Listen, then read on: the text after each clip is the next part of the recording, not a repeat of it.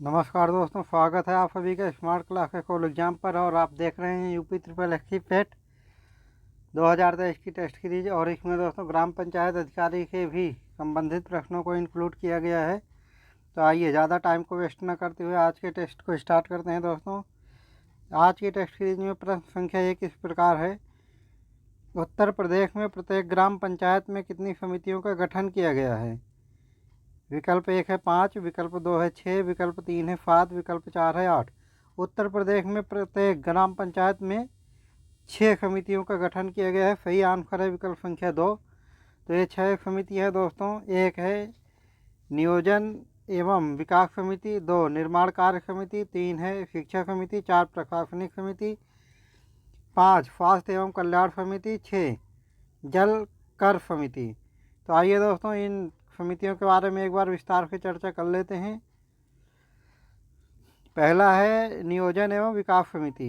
इसका गठन होता है दोस्तों, इसका गठन करते हैं कौन कौन मिल के इसका गठन करते हैं नियोजन एवं विकास समिति का। यह होता है सभापति, प्रधान, 6 अन्य सदस्य, अनुसूचित जाति, अनुसूचित जनजाति, महिला एवं पिछड़े वर्ग का एक एक सदस्य अनिवार्य है। इसका कार्य है दोस्तों नियोजन एवं विकास समिति का ग्राम पंचायत की योजना का निर्माण करना, कृषि, पशुपालन और गरीबी उन्मूलन कार्यक्रम का संचालन करना। दूसरी समिति है दोस्तों ग्राम पंचायत के संबंधित निर्माण कार्य समिति। और इसका गठन मिलके करते हैं दोस्तों जो मिलके करता है सभापति, ग्राम पंचायत द्वारा नामित सदस्य, 6 अन्य सदस्य, इनमें अनुसूचित जाति, अनुसूचित जनजाति, महिला एवं पिछड़े वर्ग का एक एक सदस्य अनिवार्य है। इसका कार्य है दोस्तों निर्माण कार्य समिति का समस्त निर्माण कार्य कराना तथा गुणवत्ता निश्चित करना। तीसरी समिति है दोस्तों शिक्षा समिति। इसका गठन करते हैं कौन कौन इसका गठन करता है दोस्तों? सभापति, उप प्रधान, 6 अन्य सदस्य। और 6 अन्य सदस्यों है जो दोस्तों इसमें अनुसूचित जाति, अनुसूचित जनजाति, महिला एवं पिछड़े वर्ग का एक एक सदस्य अनिवार्य है। और प्रधानाध्यापक, सहयोजित अभिभावक। इसका कार्य है दोस्तों प्राथमिक शिक्षा, उच्च प्राथमिक शिक्षा, अनौपचारिक शिक्षा तथा साक्षरता आदि संबंधी कार्य है। चौथी समिति है दोस्तों प्रशासनिक समिति। जिसका गठन करते हैं दोस्तों सभापति, प्रधान, 6 अन्य सदस्य। और 6 अन्य सदस्य में अनुसूचित जाति, अनुसूचित जनजाति, महिला एवं पिछड़े वर्ग का एक एक सदस्य अनिवार्य है दोस्तों। और इसका कार्य है कमियों खामियों के निरीक्षण संबंधी प्रत्येक कार्य। 5वीं समिति है दोस्तों स्वास्थ्य एवं कल्याण समिति। इसका गठन करते हैं सभापति, ग्राम पंचायत द्वारा नामित सदस्य, 6 अन्य सदस्य।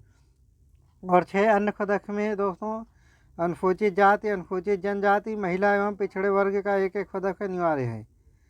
इसका कार्य है दोस्तों स्वास्थ्य एवं कल्याण समिति का कार्य है चिकित्सा, स्वास्थ्य, परिवार कल्याण संबंधी कार्य और समाज कल्याण योजनाओं का संचालन, अनुसूचित जनजाति तथा पिछड़े वर्गों की उन्नति एवं संरक्षण।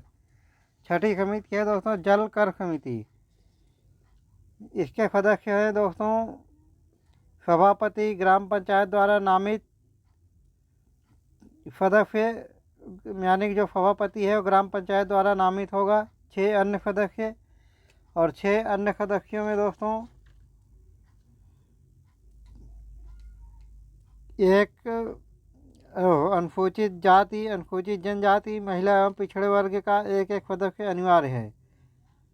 और इसका कार्य है दोस्तों जल प्रबंधन समिति का राजकीय नलकूपों का संचालन, पेयजल संबंधी कार्य देखना। कहीं कहीं पर दोस्तों एक समिति है निगरानी समिति, जिसको निगरानी समिति बोलते हैं। ग्राम सभा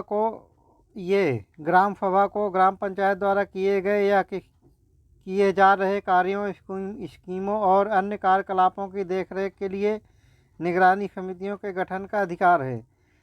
इन निगरानी समितियों को अपनी रिपोर्ट ग्राम सभा की बैठक में चर्चा हेतु रखने का प्रावधान है।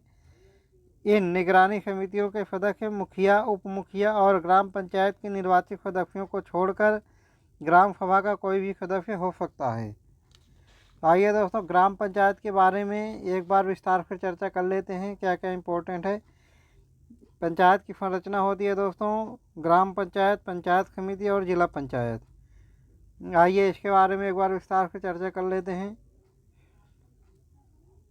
ग्राम पंचायत में मुखिया या प्रधान होता है, प्रत्यक्ष मत के द्वारा चुना जाता है और केंद्र एवं राज्यों की योजनाएं लागू करवाना इसका कार्य है। और जो पंचायत समिति है इसका प्रमुख होता है, ये अप्रत्यक्ष मत द्वारा चुना जाता है दोस्तों। वार्षिक योजनाएं एवं खाका तैयार करना और उसे जिला पंचायत को सौंपना, ये पंचायत समिति का प्रमुख कार्य है।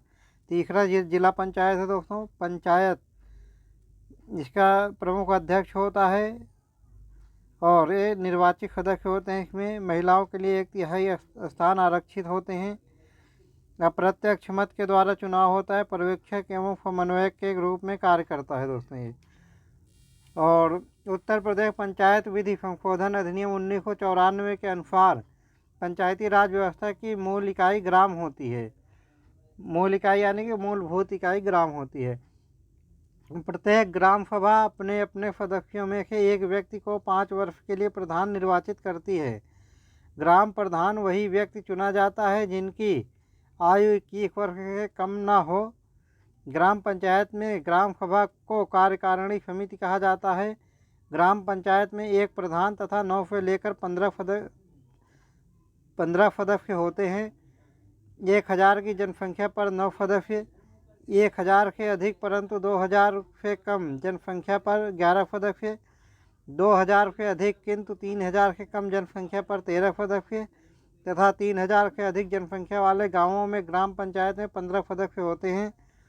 ग्राम पंचायत का प्रधान प्रत्यक्ष मतदान द्वारा निर्वाचित होता है। ग्राम पंचायत के कुल पदों में से 1/3 पद महिलाओं के लिए आरक्षित होते हैं। ग्राम पंचायत की बैठक सामान्यतः प्रत्येक महीने में कम से कम एक बार होगी। ग्राम पंचायत की माह में एक बैठक आवश्यक है। बैठक की सूचना कम से कम 5 दिन पूर्व सभी सदस्यों को दी जाएगी। बैठक सार्वजनिक स्थान पर ही होगी। यदि पंचायत के 1/3 सदस्य किसी भी समय हस्ताक्षर या लिखित रूप से बैठक बुलाने को कहें तो भी प्रधान को 15 दिन के अंदर पत्र मिलने पर बैठक बुलानी होगी। ग्राम पंचायत के प्रत्येक पद हेतु चुनाव लड़ने की उम्र 21 वर्ष होनी चाहिए। दोस्तों ये सारे पॉइंट उत्तर प्रदेश पंचायत विधि संशोधन अधिनियम 1994 में दिया हुआ है। आइए ग्राम पंचायत के बारे में थोड़ा सा जान लेते हैं दोस्तों।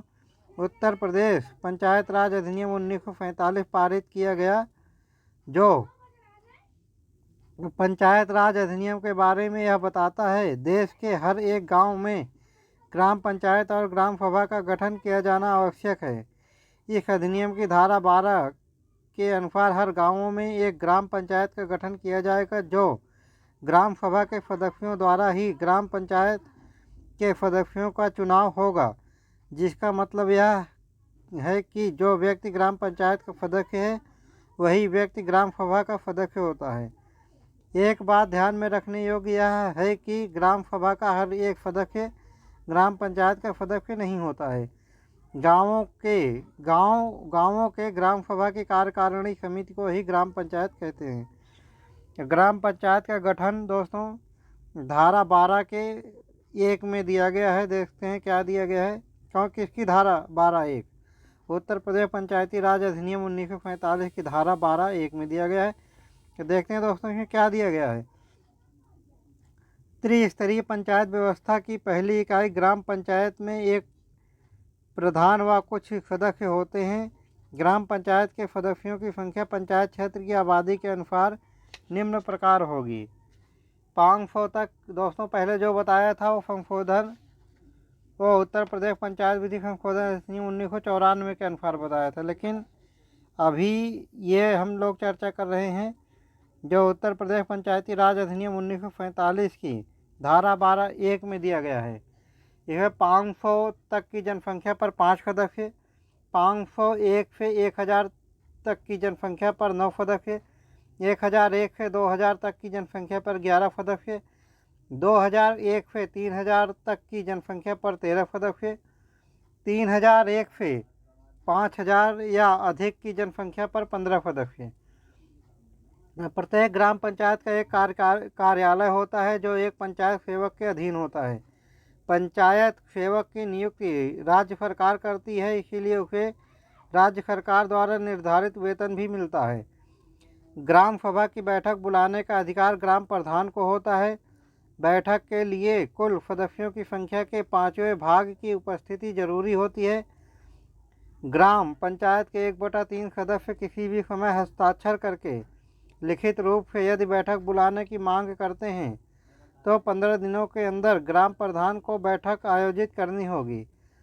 ग्राम पंचायत के सदस्यों के द्वारा अपने में से एक उप प्रधान का निर्वाचन किया जाता है। यदि उप प्रधान का निर्वाचन नहीं किया जा सका हो तो नियत अधिकारी किसी सदस्य को उप प्रधान नामित कर सकता है। इसका बी है दोस्तों पंचायत समिति। त्रिस्तरीय पंचायती राज व्यवस्था में प्रखंड ब्लॉक स्तर पर गठित निकाय पंचायत समिति कहलाती है। प्रत्येक खंड में एक पंचायत समिति की स्थापना होती है जिसका नाम उसी प्रखंड के नाम पर होता है। इसे कई राज्यों में जनपद पंचायत और क्षेत्र पंचायत भी कहते हैं। राज्य सरकार को पंचायत समिति के क्षेत्र को घटाने बढ़ाने का अधिकार होता है। पंचायत समिति के प्रमुख प्रखंड की प्रत्येक पंचायत के सदस्यों द्वारा निर्वाचित होते हैं। जनसंख्या के आधार पर अनुसूचित जाति एवं अनुसूचित जनजाति के लिए स्थान आरक्षित रहते हैं। आरक्षित पदों में भी 1/3 पद अनुसूचित जाति एवं अनुसूचित जनजाति के लिए आरक्षित है। इनमें एक महिला के लिए आरक्षित एक पद महिला के लिए आरक्षित रहता है। अनारक्षित पदों में भी 50% स्थान महिलाओं के लिए आरक्षित रखने का प्रावधान है। प्रत्येक ग्राम पंचायत का मुखिया पंचायत समिति का सदस्य होता है। प्रखंड के अंतर्गत चुनाव क्षेत्रों द्वारा निर्वाचित राज्य विधानसभा और संघीय लोकसभा के सभी सदस्य इसके सदस्य होते हैं। उस प्रखंड के निवासी जो विधान परिषद और संघीय राज्यसभा के सदस्य हैं भी इसके सदस्य होते हैं। पंचायत समिति के कार्य है दोस्तों। समितियों के कार्य तो हमने पहले ही चर्चा कर लिया है और पंचायत समिति के एक कार्य को देख लेते हैं। प्रमुख क्या कार्य है। पंचायत समिति को अपने क्षेत्र में के अंतर्गत सभी विकास कार्यों के संपादन का अधिकार दिया गया है। ग्राम पंचायतों सहकारी समितियों आदि की मदद से पंचायत समिति ग्रामीण क्षेत्र के विकास के लिए कोई भी आवश्यक कार्य कर सकती है, जैसे शिक्षा संबंधी कार्य, स्वास्थ्य संबंधी कार्य, कृषि संबंधी कार्य, ग्रामोद्योग संबंधी कार्य, आपातकालीन कार्य। ग्राम पंचायतों के अधिकार, दायित्व एवं कर्तव्य एक बार देख लेते हैं दोस्तों। ग्राम पंचायतों के अधिकार। ग्राम पंचायत की भूमि को अर्जित करने का अधिकार। दूसरा है ग्राम सभा की भूमि पट्टे पर देने का अधिकार। ग्राम सभा के तालाब जलाशय को मत्स्य पालन हेतु पट्टे पर देने का अधिकार। स्थानीय मेलों, जल, प्रकाश व्यवस्था आदि पर कर आरोपित करने का अधिकार। ग्राम सभा की बैठक आयोजित करने का अधिकार। बाह्य संगठनों को चंदा देने की शक्ति। और कुछ अधिकार है दोस्तों इसके, जैसे एक धारा 16A के तहत बाहरी संगठन को चंदा देने की शक्ति है ग्राम पंचायत को। और ग्राम पंचायत अपने क्षेत्र की अधिकारिता बाहर के ऐसे संगठनों को उनके ऐसे कामों के लिए अंशदान के रूप में ऐसी धनराशि दे सकती है जैसा कि राज्य सरकार सामान्य या विशेष आदेश द्वारा अनुमति दे। दो है धारा 17 के तहत सार्वजनिक सड़क आदि का प्रबंधन करना। 3 धारा 33 के तहत ग्राम पंचायत द्वारा गांव की भूमि को अर्जित करने की शक्ति। 4 ग्राम पंचायत के क्षेत्राधिकार में रहने वाले किसी व्यक्ति से, जैसे किसी अमीन, पुलिस, ग्राम चौकीदार, प्राइमरी अध्यापक, पटवारी आदि द्वारा अपने सरकारी कर्तव्यों के पालन में किसी कदाचार संबंधी शिकायत प्राप्त होने पर यदि प्रत्यक्ष साक्ष्य उपलब्ध है तो ग्राम पंचायत अपनी रिपोर्ट के साथ शिकायत को समुचित प्राधिकारी के पास भेजेगी। प्राधिकारी ऐसी और जांच के बाद जो सही हो समुचित कार्यवाही करेगी और ग्राम पंचायत को उसके परिणाम की सूचना भेज देगा।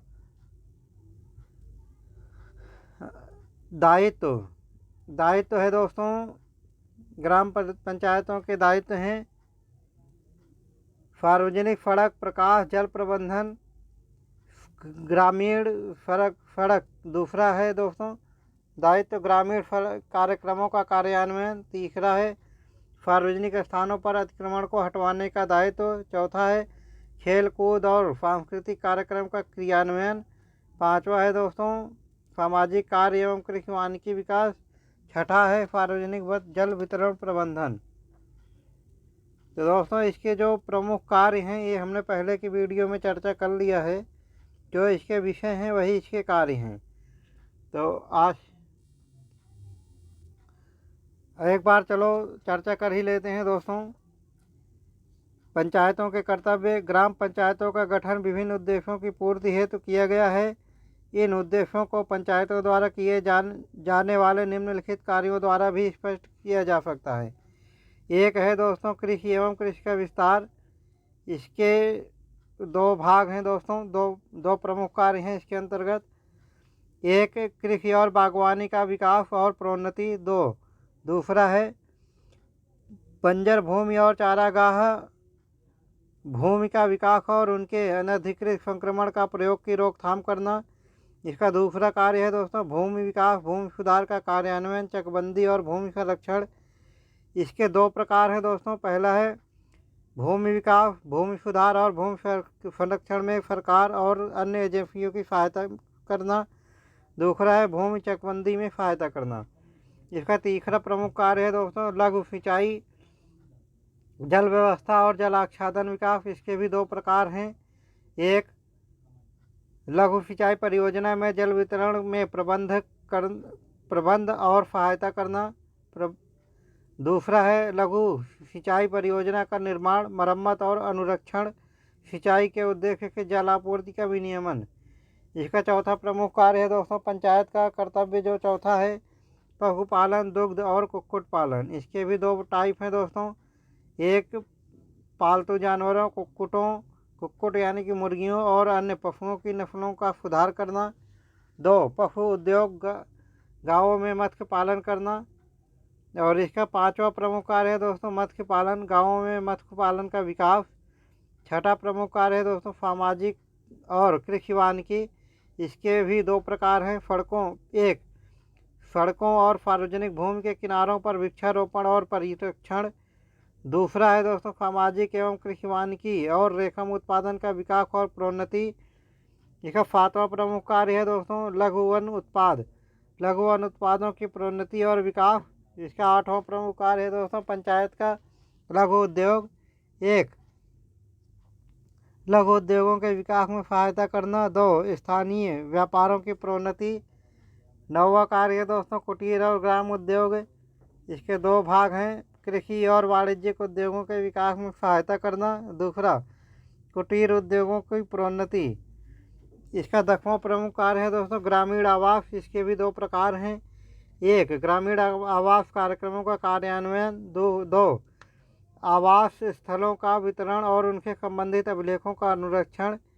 इसका 11वां प्रमुख कार्य है दोस्तों पेयजल, पीने, कपड़ा धोने, स्नान करने के प्रयोजनों के लिए जल संभरण के लिए सार्वजनिक कुओं, तालाबों और पोखरों का निर्माण, मरम्मत और अनुरक्षण और पीने के प्रयोजन के लिए जल संभरण के स्रोतों का विनियमन। इसका 12वां प्रमुख कार्य है दोस्तों ईंधन और चारा भूमि। इसके दो प्रकार हैं दोस्तों ईंधन और चारा भूमि से संबंधित घास और पौधों का विकास। दो चारा भूमि के अनियमित अंतरण पर नियंत्रण। इसका 13वां प्रमुख कार्य है दोस्तों ग्राम पंचायत का सड़कें, पुलों, नौका घाट, जल मार्ग और सिंचाई के अन्य साधन। इसके 3 प्रकार हैं दोस्तों। एक ग्राम की सड़कों, पुलों और नौका घाटों का निर्माण और अनुरक्षण। 2 जल मार्गों का अनुरक्षण। 3 सार्वजनिक स्थानों पर से अतिक्रमण को हटाना। 14वां प्रमुख कार्य है दोस्तों ग्राम पंचायत का ग्रामीण विद्युतीकरण, सार्वजनिक मार्गों और अन्य स्थानों पर प्रकाश उपलब्ध कराना और अनुरक्षण करना। 15वां प्रमुख कार्य है दोस्तों पंचायत का गैर पारंपरिक ऊर्जा स्रोत, ग्राम में गैर पारंपरिक ऊर्जा स्रोतों के कार्यान्वयन का विकास, प्रोन्नति और उनका अनुरक्षण। 16वां प्रमुख कार्य है दोस्तों ग्राम पंचायत का गरीबी उपशमन यानी कि पॉवर्टी एलिविएशन कार्यक्रम, गरीबी उपशमन कार्यक्रमों की प्रोन्नति और कार्यान्वयन। 17वां प्रमुख कार्य है दोस्तों शिक्षा, जिसके अंतर्गत प्रारंभिक और माध्यमिक विद्यालय भी सम्मिलित हैं। शिक्षा के बारे में सार्वजनिक चेतना। 18वां प्रमुख कार्य है दोस्तों तकनीकी प्रशिक्षण और व्यावसायिक शिक्षा, ग्रामीण कला और शिल्पकारी की प्रोन्नति।